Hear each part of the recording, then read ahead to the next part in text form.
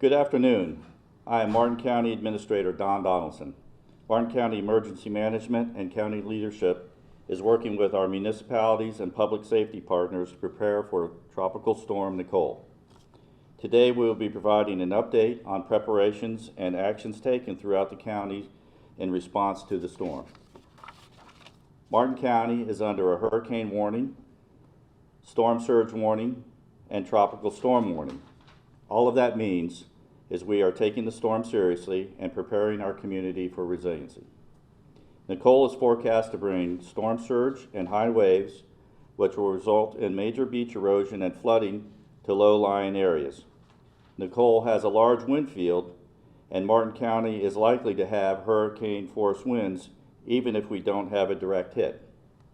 In consideration of our vulnerable areas, we are conducting voluntary evacuations for zones A and B and manufactured homes.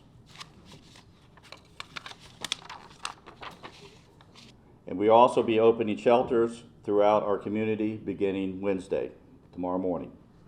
Sally, our Emergency Management Director, is going to speak about that now and what preparations have been done throughout the county in anticipation of Tropical Storm Nicole. Sally? Thank you, Don. I'm Sally Waite, Emergency Management Director. Martin County has taken precautionary measures to lessen the impact from the storm by clearing storm drains, placing pumps in vulnerable areas, and removing debris from county right-of-ways. It's important that you do not cut any vegetation or place any debris in the right-of-ways during the storm, as it may cause projectile damage from the strong winds. Our Public Works Department will be assessing the roads and debris and flooding until conditions deteriorate on the roads. After the storm, let our teams gauge damage and clear any debris off the roadway to allow for a safe passage. Now, some information about shelter openings. We are opening 5 shelters tomorrow morning at 8 a.m., which include a special needs shelter, a pet-friendly shelter, and 3 general population shelters. These shelters will be located at Jensen Beach High School, Willoughby Learning Center, Port Salerno Elementary School, Warfield Elementary School, and Anderson Middle School. All of this information can be found on our county website.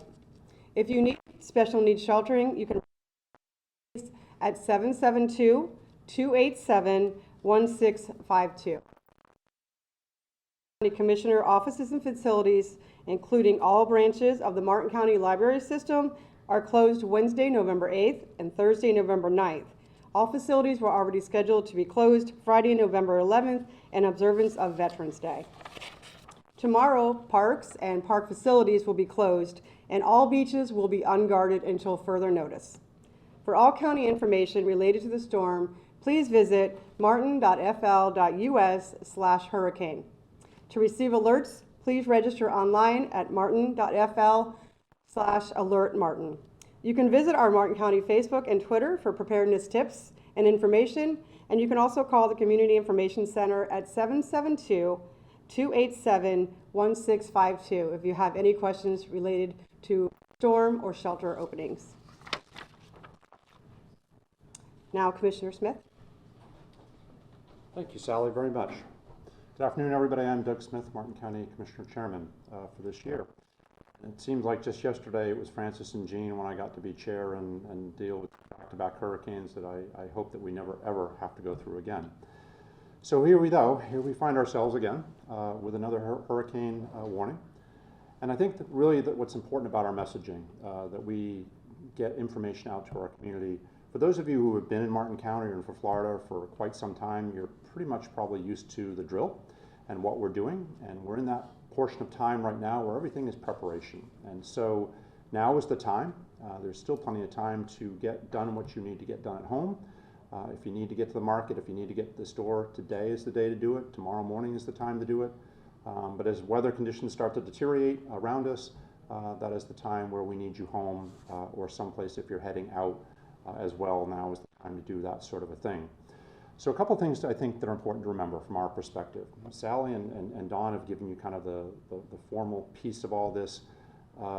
I, myself, and my other commissioners, we have Stacey Hetherington with us today, and we have with us today, we have State Representative Toby Overdorf with us, and we have our sheriff who will be speaking in a little bit. But some practical things I think everyone should think about over the next day and a half or the next day. You know, we saw, and everybody has seen the images of what occurred on the West Coast with Ian, and I don't expect that we will have anything remotely close to that at all. However, if you own a boat or if you're in a coastal area, now is the time to get it tied down. We saw a tremendous amount of damage come out of the West Coast in the coastal areas. We fully expect to have some significantly high tides and significantly high water levels. We're already dealing with a full moon, which already pushes those water levels much higher than normal. But coupled on top of that, from what the Weather Service has shared with us, we'll be experiencing a tremendous amount of volume coming out of the north and northeast, coming down to us as the rate of motion and spins it in our direction. So if you're in one of those low-lying areas and you need to take precautions that you would normally take with your boating or your home, again, now is that time to do that. If you're in a marina, those precautions that one would take to tie down their boat in any of our areas, I would say significantly east of the Roosevelt Bridge, I would be paying attention very carefully and making sure that your boat and your goods are all tied down as best that you can tie them down in the way that people would prepare for any kind of a hurricane or any kind of a storm. So those are things I think that are important to remember. Get your stuff done today, whatever it needs to be. And you probably have a good share of the day tomorrow to be out and getting things done. But if you got to fill up your car, do it today. I was just out a little while ago. There aren't any significant lines. Supermarkets seem to be, generally speaking, normal. So go do your thing, get that taken care of, and be prepared to maybe be out of business for a couple days, one way or the other. And so the bonus is Martin County has some of the most experienced people in the business, certainly in back of me, both at the state level and the Sheriff's Department and our fire rescue folks. We're prepared, we're ready, and that's what all this effort is all about. And we just hope that we don't get a major brunt of the storm and that it continues to work its way further north, which would be a good thing for all of us.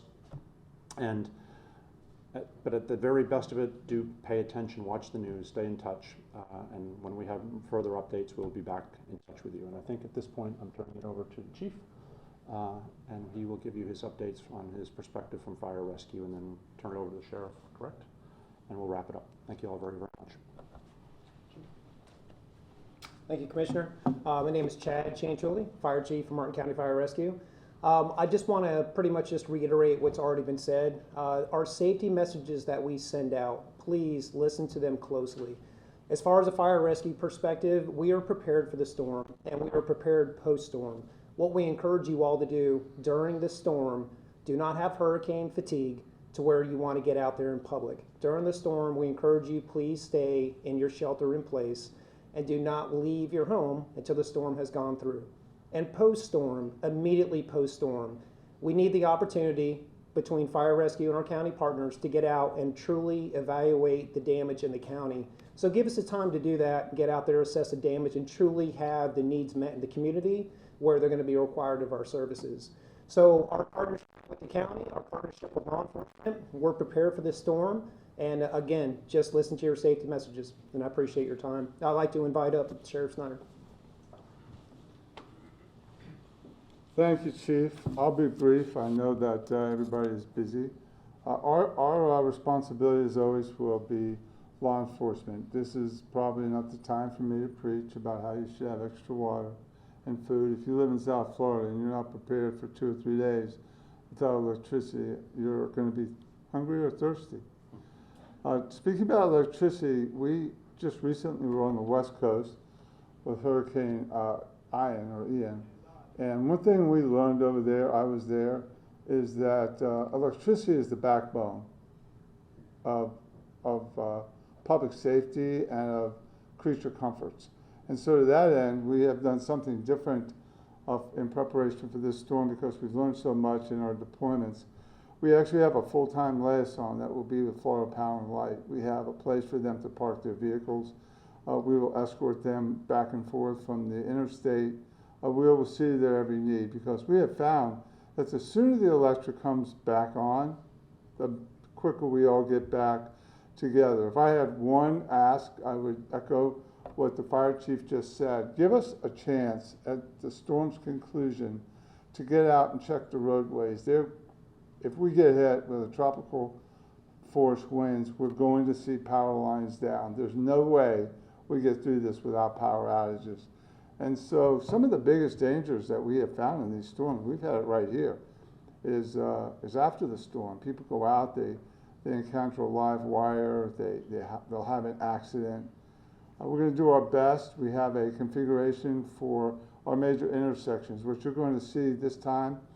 If we lose power, probably when we lose power, is we are not going to let traffic flow as normal. We'll block, we'll run barricades across the center, keep people from going straight and then turning left. And so what you'll see on US 1 is north and south traffic only. People will not be turning left. We think that will bring order to it. And we'll stay close with FP&L because the sooner we get our power back on, the sooner we'll get back to normal. Throughout the storm, you can be sure that with the chief of the fire department along with law enforcement, we'll be able to respond. A storm this size with this wind speed, we should be okay. We obviously we want you to avoid situations where you need first responders, but if something happens unexpectedly, and it happens, you could be in a safe house, no flood zone, and have a medical emergency, we'll come to you. We have heavy equipment that move our SWAT team around. We have high water rescue vehicles. We're not leaving anybody stranded, but have mercy on us. Don't put yourself in a position where we have to go out and to respond. On a closing note, our polling places are all open. We have no reports of any issues today. There's obviously no weather-related issues going on now. So I think the sooner you get out and vote, the better you'll be. I wouldn't wait till the last minute. I think if you do that, you're going to run into people who are getting off from work, who have watched this and thought, oh, I forgot, I don't have water. I go buy a can of tuna fish. So go out now if you can and vote. If you can go out and get your stuff, go out and get it now.